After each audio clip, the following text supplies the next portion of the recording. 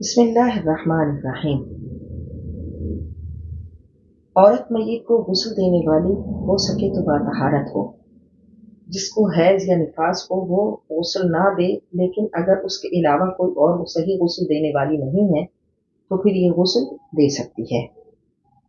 جہاں پر غسل دیا جائے تو وہاں صحیح سے پردہ کر لینا چاہیے، اور غسل دینے والی اور اس کی مددگار خواتین کے علاوہ بہت زیادہ وہاں ہجوم نہیں ہونا چاہیے، یعنی بہت زیادہ خواتین کو جمع نہ کیا جائے۔ وہ جو ایک رسم بنائی ہوئی ہوتی ہے کہ ایک مگہ پانی وہ ڈالے گی، ایک وہ ڈالے گی، ایک وہ ڈالے گی، تو ایسی کوئی رسم نہیں ہے اس میں سے۔ بلکہ اگر کوئی بابوضو نہیں ہوئی اور اس نے مستعمل پانی کا مگہ، یعنی اپنا ہاتھ اس میں ڈبو دیا پانی میں، اس طرح مگہ بھرا، تو پانی سارا مستعمل ہو جائے گا۔ تو بہتر ہے کہ ایسی رسموں سے گریز کیا جائے۔ سب سے بہتر یہ ہے کہ نہلانے والی وہ ہو جو میت کی سب سے قریبی رشتہ دار ہو۔ جیسے ماں کا انتقال ہو تو بیٹی غسل دے، کہ جتنی محبت کے ساتھ وہ غسل دے گی اور نرمی سے ہاتھ لگائے گی تو عام غسل دینے والی اس محبت کا اظہار نہیں کرے گی۔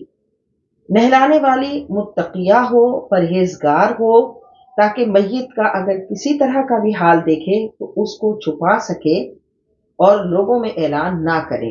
ہاں، اگر میت کے چہرے پہ روشنی دیکھے، یعنی نور دیکھے، چمک دیکھے، تو اس کا تذکرہ لوگوں میں کرے کہ میت کی اچھی بات کا ذکر کرنا چاہیے اور بری بات کو چھپانا چاہیے۔